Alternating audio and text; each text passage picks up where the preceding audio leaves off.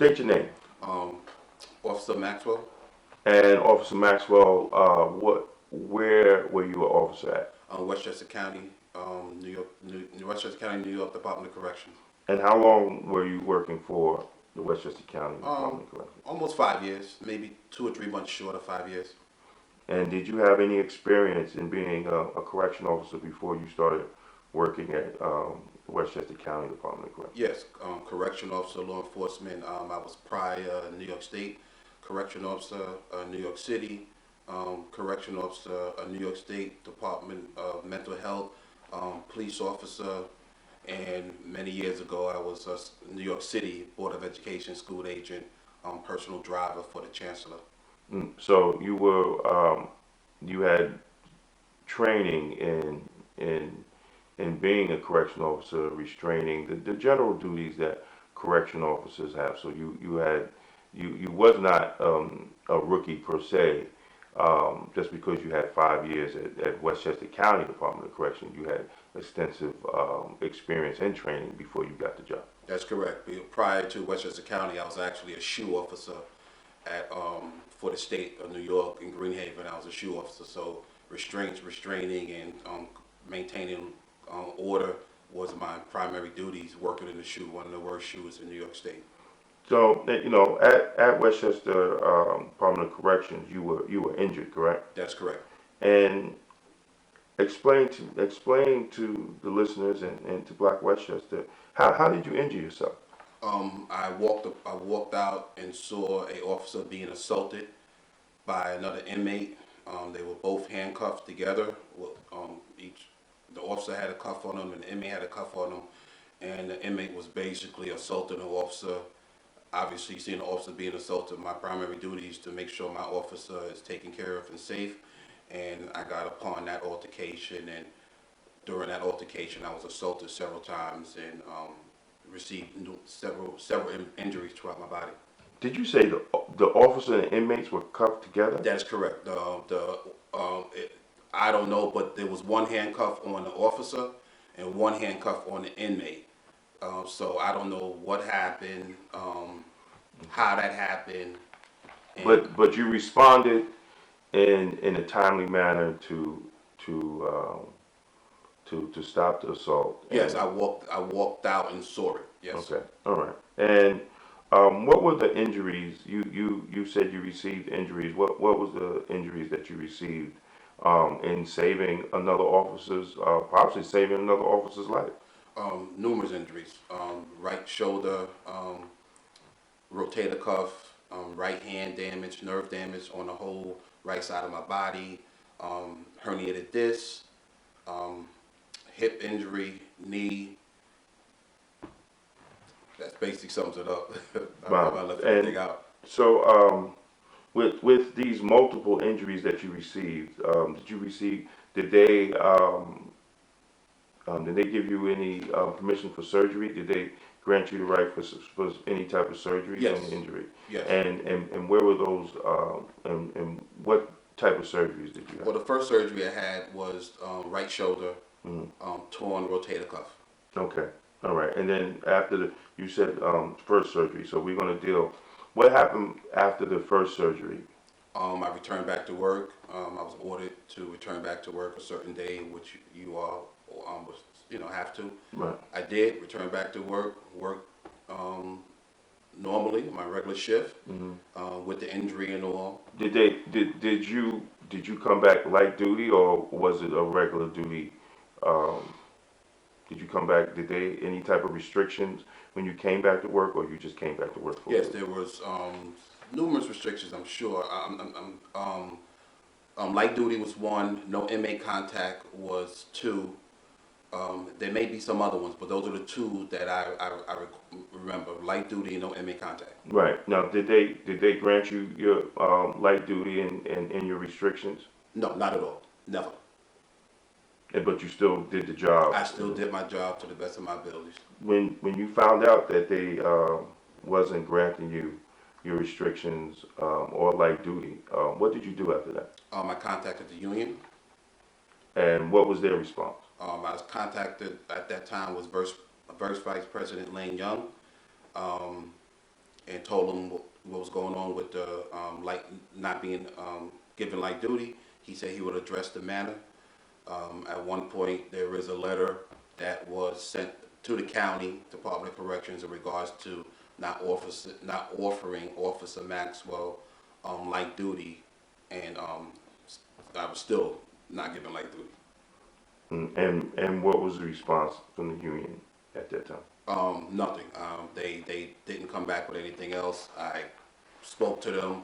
I went to the office, and still nothing. I still was just working with no light duty and inmate contact. So, but you still continue to do your job, even though they did not respect your doctor's light duty or no inmate contact. You still continue to do your job, even after complaining to the union and having them look into it. So you still came to work and Still came to work every day. Didn't try to manipulate the system. Came to work every day on time. And what happened after that? At one point, I was working. My shoulder swelled up. Real bad pain. Had to go to the doctor. MRIs, X-rays. Found out that the surgical part of my shoulder that was surgically repaired had to be had to have surgery on that same part because I wasn't offered the light duty. I kept using the shoulder that I shouldn't have been using.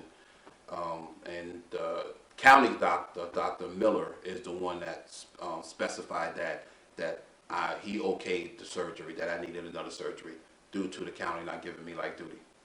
So the county's own doctor The county's own doctor. said that you had to have another surgery That is correct. Approved another surgery. on the same shoulder that you previously had the surgery on, That is correct.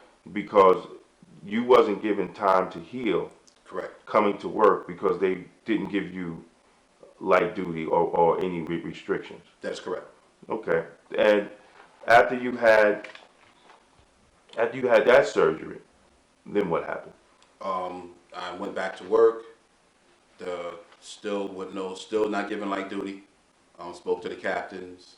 I was told, you don't report to your post, we're gonna write you up, and just continue working. At one point, the shoulder swelled up again. The pain got too bad, and I had to go back to the doctor and get reevaluated. And in the process this time, did you reach out to the union? I did reach out to the union. Still nothing done.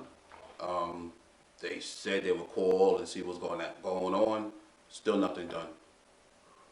And then what happened? At that time, the union called me in, and my understanding is that the county and the union, they put in my paperwork for retirement. So you were still trying to come back to work. Every day.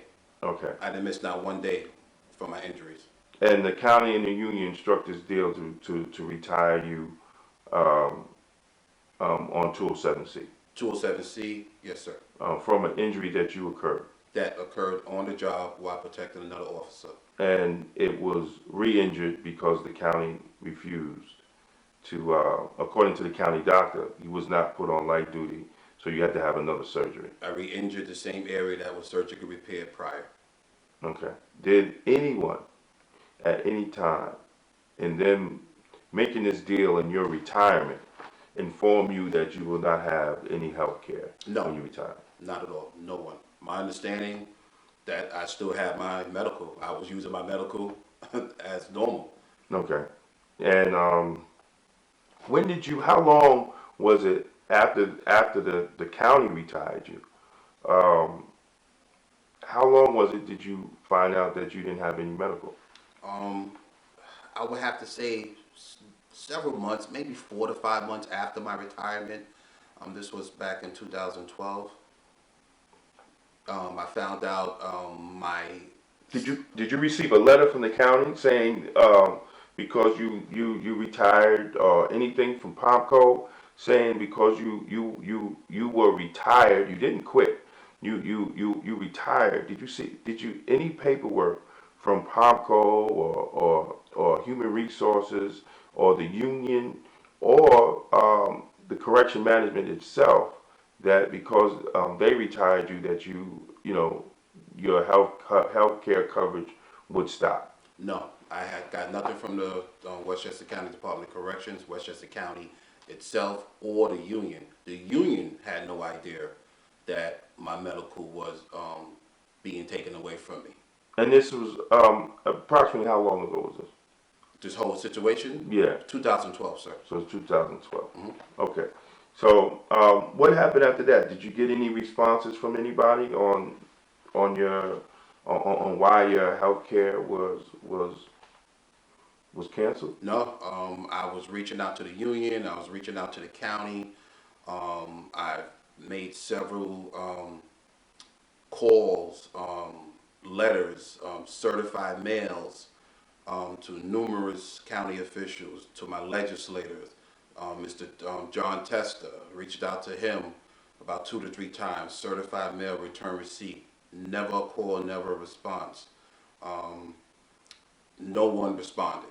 Still to this day, letters are going out, certified mail, return receipt.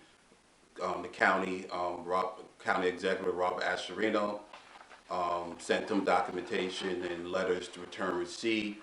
So you sent all the county legislators documentation in questioning why um, you don't have health care. That is correct. Okay. Um, Talk about your first meeting with Alonzo West and the union president of Westchester County Correctional Officers Benevolent Association. After years of trying to reach out to the union, Mr. West, Mr. West and Mr. Lane Young, finally I was able to have a meeting with Mr. West due to Mr. Damon Jones got us together for that meeting. Um, During that meeting, Mr. Jones, Mr. West, Mr. Polano, and myself sat in the Mr. West office, and we were speaking about my insurance, my lack of medical insurance that was taken away from me. Um, During that meeting, Alonzo West stated that he was and had been working on it, and this is something that should have been rectified a long time ago, and he would be rectifying it very, very soon. Um, and still to this day, nothing has been done. Have you received any correspondence from Alonzo West? I have not received any correspondence from Alonzo West, but I must say, I sent out a correspondence to Alonzo West since that initial meeting with myself, Mr. Damon Jones, Mr. Polano, and Pallone, and I asked them for a follow-up from the meeting that all four of us had, and I haven't gotten any feedback from that. With that said, I was going to the county office building one afternoon and saw Mr. West, Alonzo West, Westchester County PBA president, leaving the building. Cobra president, leaving the building, and we spoke, and he told me to give him 2 weeks. And when was this? This was September 8, 2015, approximately 4:45 p.m. outside of Westchester County office building in White Plains. Myself and Mr. Alonzo West spoke and had a conversation, and he said himself to me face to face that give him 2 weeks and he will take care of this matter, and my medical insurance will be reinstated. And this is January 2016. That is correct. And have you heard anything from Alonzo West? Have not. I sent them another letter, certified return receipt, and still haven't heard anything from Mr. Alonzo West. Okay. Have you talked to any county legislator? Did you have any conversation with any county legislators? Yes, I did. I was pleased and appreciative of County Legislator Lyndon Williams.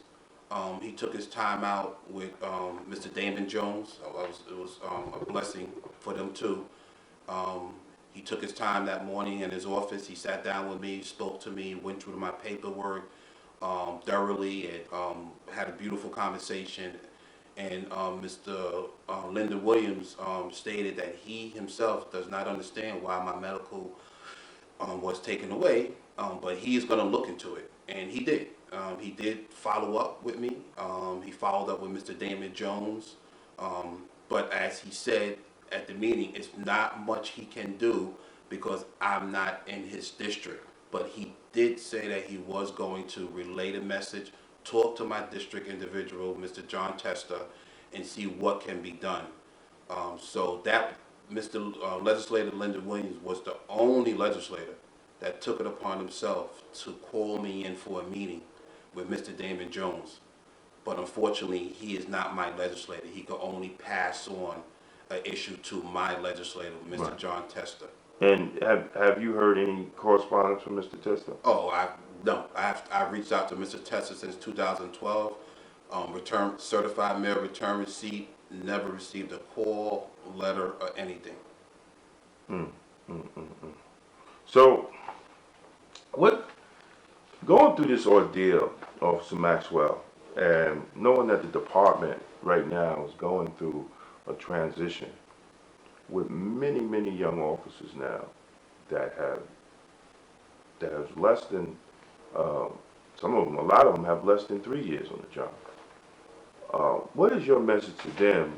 Because there's been, according to officers, there's been a rash of incidents in inmate on officer assaults, and some of these incidents will cause an officer to maybe he's not able to work.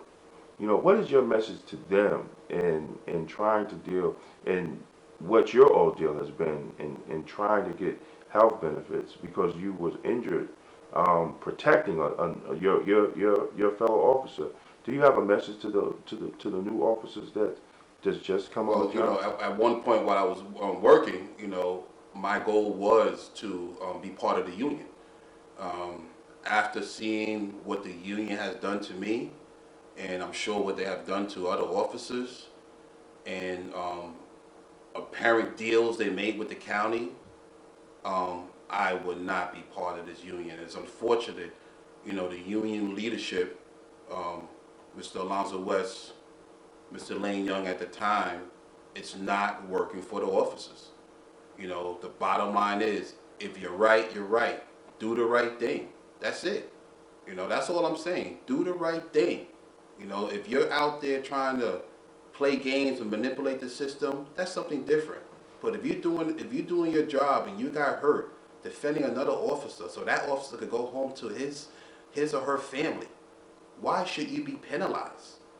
Think about it. If I was an officer who decided to walk away from that situation and that officer get hurt, injured, or killed, how would I live with myself?